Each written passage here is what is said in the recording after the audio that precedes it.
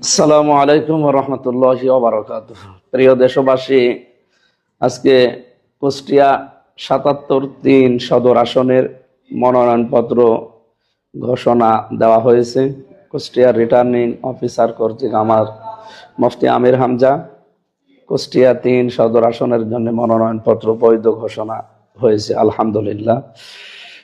এই সম্পর্কে যারা দায়িত্ব ছিল, রিটার্নিং অফিসার সহ যারা সংশ্লিষ্ট কর্তৃপক্ষকে আমরা ধন্যবাদ জানাচ্ছি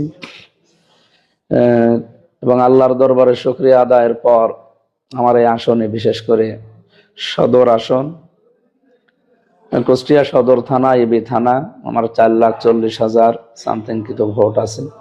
সমস্ত ভোটারদেরকে আমি আন্তরিক শুভেচ্ছা এবং সালাম জানাচ্ছি আর আপনাদের সমর্থন এবং দোয়া কামনা করছি। সবাইকে সাথে নিয়ে অংশগ্রহণমূলক এবং প্রতিযোগিতামূলক নির্বাচন আমরা সামনে আশা করছি। সবাই সাথে থাকবেন। সবাইকে ধন্যবাদ। আসসালামু আলাইকুম।